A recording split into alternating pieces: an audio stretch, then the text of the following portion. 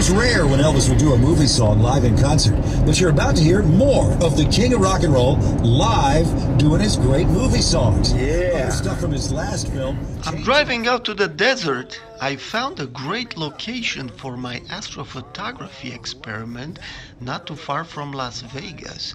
This valley has pretty dark skies and I believe it's an ideal location. When I come out here tonight, such a nice wide open space, and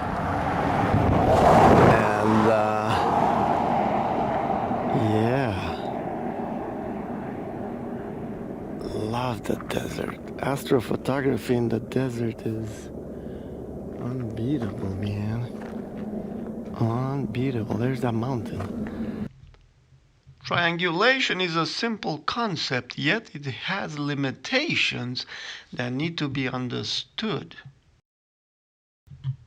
Triangulation can be carried out with any direction-finding equipment like antennas.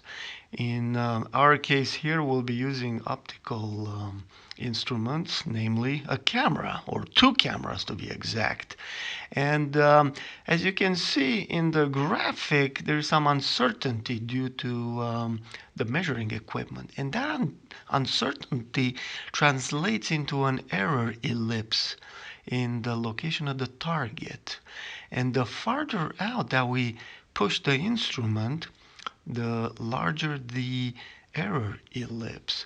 And for our camera and the lens that I'll be using, the 50mm focal length, and given the pixel pitch of the sensor, I have an uncertainty of about 0.0000784 radians. And that translates to a range of 12,755 miles to infinity. So the instrument is useless beyond that, you know. And so you may be wondering, like, why would I even be trying something like this, you know? But just out of curiosity, I said, I'm going to try it, see what happens. And I'm also hoping that by integrating and taking multiple images, I can reduce and average the data to get better resolution, sub-pixel resolution.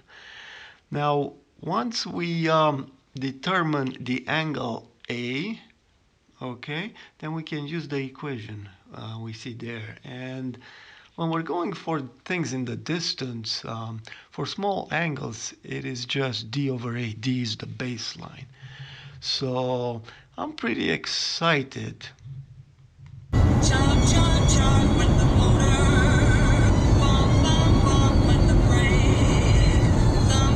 At night I carried out the experiment. The skies were clear and the moon was just a sliver, emanating just enough light to highlight the mountains on the horizon. Perfect conditions. So I'm recording at night. Here's one of my cameras, and there's my car. Oh, starry night. And the other one is about a mile down there, and I didn't see any signs over here, but I looked at my my odometer. So I'm doing 30 exposures. I missed a few because I had to drive over here, but I'm looking at the mountain. Oh, this is gonna be good, man. This is going to be good.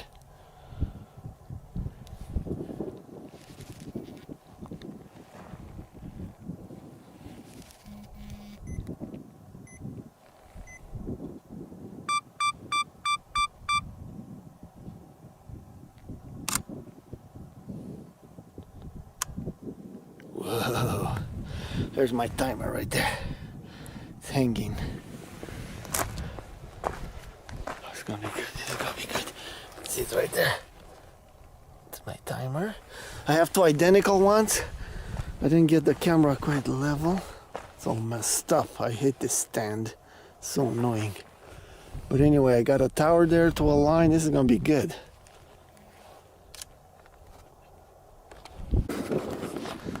Okay, so mile marker 6. There's my camera right there.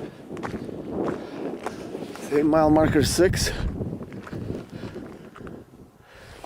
Whoa, turned off. So my second camera on the right was left unattended, and I actually flipped up the screen so people would not see this light and maybe stop and take my camera. But there is my camera right there, and I started both of those at this location, okay, and then put the other camera in my car and drove up the road about a mile, just looking at the odometer, and you know, set up real quick. So I missed a few frames in the process.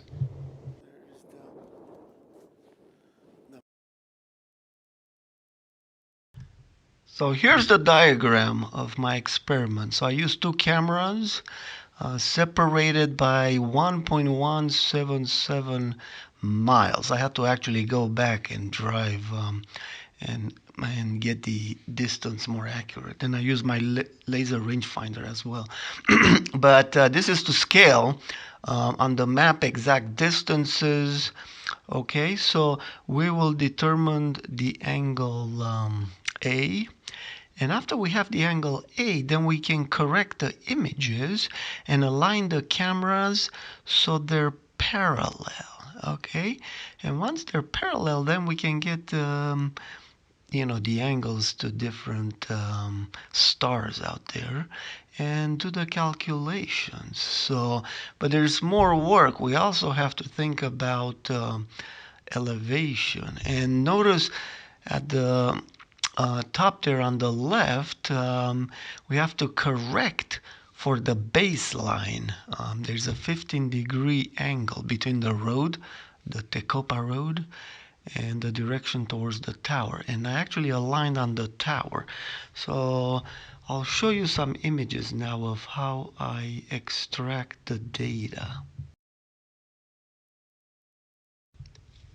So I chose this mountain, Mount Potassi, because there is an antenna tower on top, and it has this red light beacons.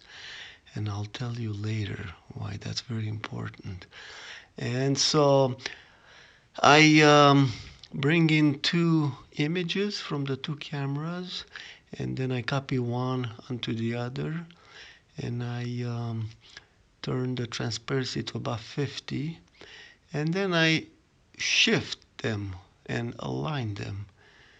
All right. So as you can see here, we can get that looks pretty good. Maybe in between this position and the other one. Actually, this one looks pretty good. So just visually, I align the two images, and then I begin to measure the distance between you know, the stars as seen by the two cameras. And here it's very tricky. You have to, there's not a whole lot of stars, but when they overlap, it's hard. So there's 3 in a triangle. So I actually enable visibility, and I kind of memorize. So there's nothing there. Boom, there they are. 1, 2, 3. And so then I just start measuring the distance between the two. And here I notice my screen grab is not showing the dimensions at the bottom, but it's about 849 pixels. So lots of stars, lots of data. So I took 30 frames, but I lost like about 7 for one of the cameras as I was driving to the other location. So I only have about 22 useful ones, but I measured about 5-8 stars. And so, you know, let's say 10. If I do 10 times 20, you know, I'll have like 200 data points. But I actually just analyzed about 70 or so, and I realized the statistics are actually pretty good, as you'll see. It will blow your mind. Yes, my friends, I have done it. Before we look at the data, here's the map. So we're going to zoom in and look at the towers as well. It's very critical that we get the dimensions accurate. So there's the tower FM station up there, and here we're going out to mile marker 6. That was the camera on the right, and we will have a look in street view. Let's see. There it is, right there. Yep, mile marker 6. So now the other location did not have a plaque, and so I ended up driving the next day, going back and forth. I used my laser rangefinder, and I got the distance to what was it, 0.01 of a mile. So here's Mount Potassi, here's the station. Where is it? There we go. And let's look at the photos available. Here's the tower. You can see the shadow on the ground. Let's go up here. Yep, there we go. So there's the tower. And yeah, it has the lights on it, and that enabled us to align the images. So pretty cool. And I'm out there, somewhere out there.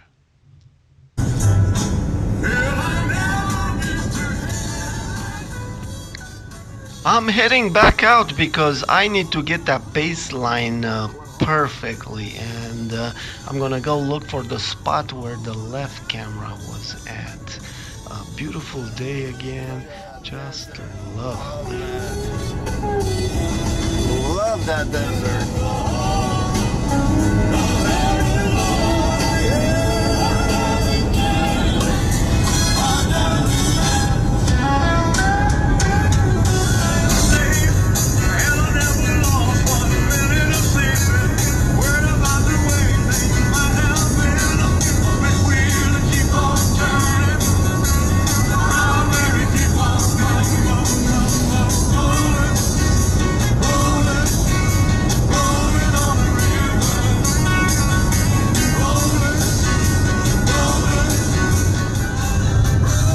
Here's all the construction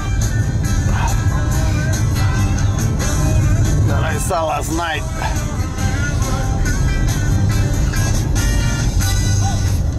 So I was at mile marker, let me turn this down. I was at mile marker 6, and here's mile marker 8, and it's 7, let me see, it's 15350, okay. So 0.1.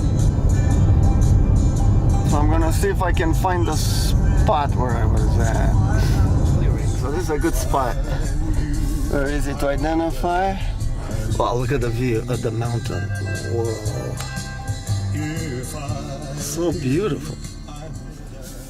Mile marker 6, and there's the mountain. Alright, so now I'm gonna reset this thing. How do I reset it?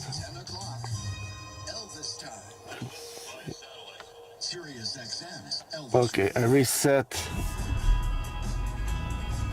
the trip meter.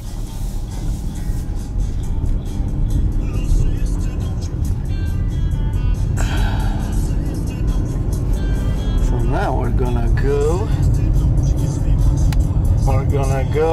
to about a mile, and I put some rocks out there. We'll find them. The desert looks pretty cool.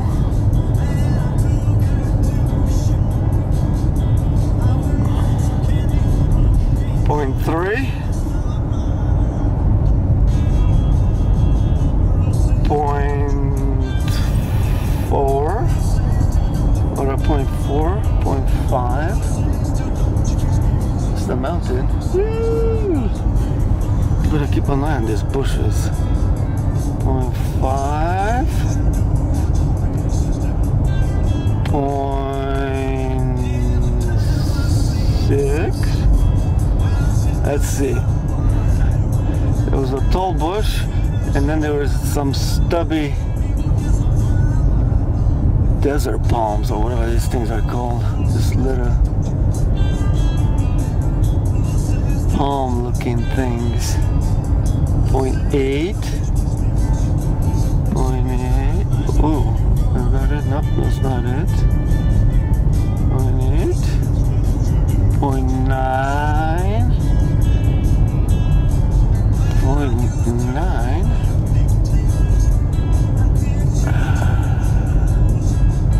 1 mile. I think I went a little bit beyond the mile because I couldn't see the plot. Oh, this could be it. Oh yeah, I see. I think this is it. Yeah, I found it. I can see the tire marks. Yeah, this is it. Woo, we found it. All right, we found it. This is exciting. All right, we found it. So here it is. I put this rock inside of this thing right here, right there, and those. So yeah, I had the tripod out here, and now I brought my. Okay, let's see. I brought my laser.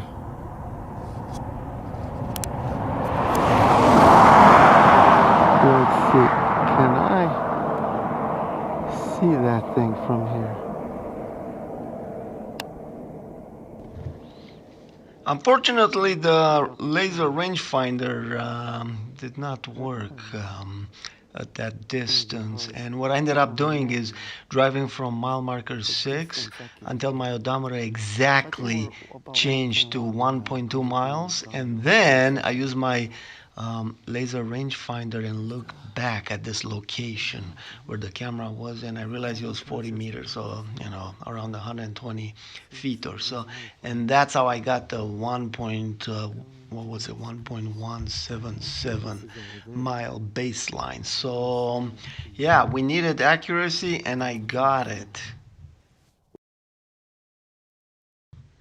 So here's the graphic to illustrate why everything is important. So the baseline along the Copa Road is 1.177 miles, okay? And there's a 15-degree change there in the direction of the towers, okay? So we adjust for that, and we get 1.137 mile baseline, okay, towards the tower. So that's very important. All the small adjustments are important. Then the distance, as seen from the top, is 17.32 miles, the yellow triangle on the ground, to the right side camera, okay? Then the difference in elevation is about 5,300. Notice that there's a slight elevation between left camera and right camera. So average is like 3,150. Okay, the tower is 8455. Yeah, so it's about 5,300 feet. And we use that with 70.32 miles to get the 3.32 degree difference. Okay, so we can get the slant range to the tower of 17.04 miles. Now, since this angle is so small, the angle alpha or A, which is 0.066725,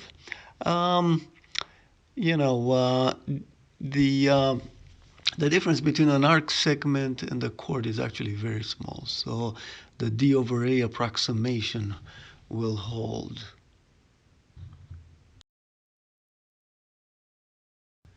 Now this angle alpha or A, when divided by the angular resolution of 1 pixel, which is 0.0000784, produces an incredible 851.1 pixels, 851.1.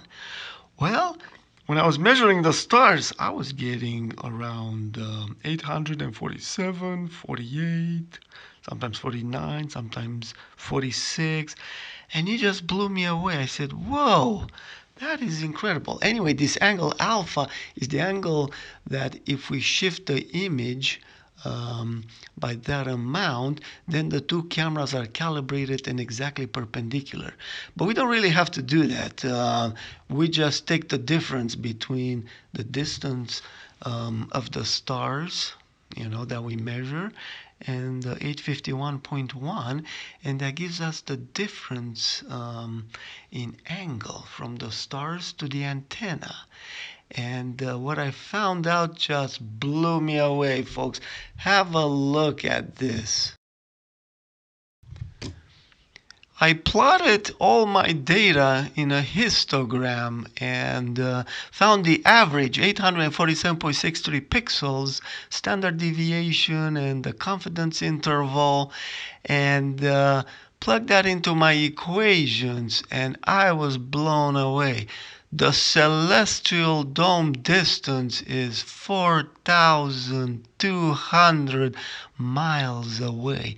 Just incredible, folks. Within a 95% confidence, we can say that the distance is between 3,800 and 4,600 or so. Just incredible, folks. And this was only 9 images. I still have more. And if I analyze it more and gather more data, I'm only going to tighten that confidence interval. This is incredible, folks. What does this mean? We saw that the sun, in my previous analysis, came out to about the same distance. Yes, my friends, things are very mysterious out there. Yeah, I have done it, folks. Anybody that wants the data, I can give it to you, and the images. This is truth, folks. Some people think I'm trolling you. I smile and laugh at times, but I'm serious about science, and there is an explanation for this, and it's refraction. Light from distant stars diverges as it enters and approaches the surface. It's a divergent phenomena which produces virtual images. So the stars are not really there. The calculations we've done in this graphic are along the light blue lines, right? So the red is the light comes and diverges out, and we measure its angle on the surface, and the calculations assume straight line propagation. Therefore, they intersect at a distance of about 4,200. But it's really the curvature of light that does that. And this indicates that higher up, light travels slower than down below. So it's really incredible. Or, as the flat earth community believes, there is a dome. The holographic dome. We'll talk about this in the future. I encourage you guys to subscribe. I have a lot of interesting topics I want to cover. Satellites, I started a series. I've been everywhere, as you probably know by now. And I will share with you what I know. And so thank you very much for following along. But before we go, I wanted to find something out about Mount Potassi. I said, what's the meaning? I gotta throw something cultural in this presentation. So I pulled up Wikipedia, Potassi Mountain. Potassi Mountain is about 30 miles southwest of Las Vegas in the Spring Mountains of Clark County, etc. Okay, limestone bedrock. History, the giant cave at Potassi Mountain was used by Vision Quest by Shemehuvi. etc., Spanish missionary. And then as I was reading down, notice at the bottom it says Potosi Mountain was the site of the TWA Flight 3 air crash that killed 22 passengers, notably the actress Carol Lombard on February 16, 1942. Oh my God, that's like 80 years ago. Wow. And 2 months ago. So I pulled that up. There is Carol Lombard, was an American actress, particularly noted for her energetic, often offbeat roles in screwball comedies. In 1999, an American Film Institute ranked Lombard 23rd on its list of the greatest female stars of classic Hollywood cinema. Whoa. Yeah, maybe your grandparents were, looking at movies from that era. But I was curious, like, what in the world happened? Here's a short clip of Lombard. If you had it all to do over again, would you have married me? Okay, so let's see what happened. TWA Flight 3, twin engine, Douglas DC-3, blah, blah, blah, operated. Okay. Was on a scheduled domestic passenger flight from New York to Burbank, California, in the United States via several stopovers, including Las Vegas, Nevada. On January 16th, 1942, at 19:20 Pacific Standard Time, 15 minutes after takeoff from Las Vegas Airport, now Nellis Air Force Base, bound for Burbank, the aircraft was destroyed when it crashed into a sheer cliff on Potosi Mountain, 32 miles southwest of the airport at an elevation of 7,770 feet above sea level. All 22 people on board, including movie star Carol Lombard, her mother, and 3 crew members died in the crash. The Civil Aeronautics Board investigated the accident and determined that the cause was a navigation error by the captain. Oh my God, that is terrible. Jeez. Yep. So there is history there. I wanted to get the meaning of the mountain, and I didn't know about this. I found some pictures online. The wrecked engine, I guess, is still up there. So I may go for a hike up there. I'm curious. And I'll certainly be watching some classic movies with Miss Lombard. So I can, get a little bit more educated. Now, here's a diagram from the investigation. Yeah, so this is a diagram for the investigation. I was reading online a little bit. It looks like they were flying along a compass direction, and that was wrong.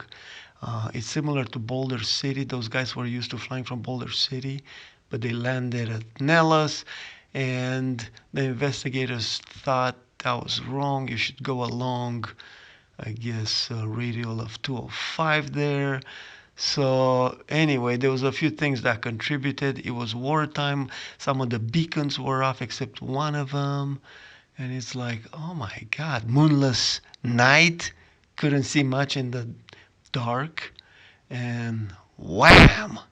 When you run into a mountain like that, geez, you don't even know what hit you. It's so sudden, And I guess that's how Mr. Fawcett died as well, in the Mammoth Mountains in California. Stephen Fawcett, the adventurer, slammed into a mountain. Yep. Terrible, terrible, terrible. Anyway, folks, thanks for watching. Stay tuned for more in the future. God bless all of you out there. And what crazy times we live in. Pray for peace, folks. Pray for peace. God bless you.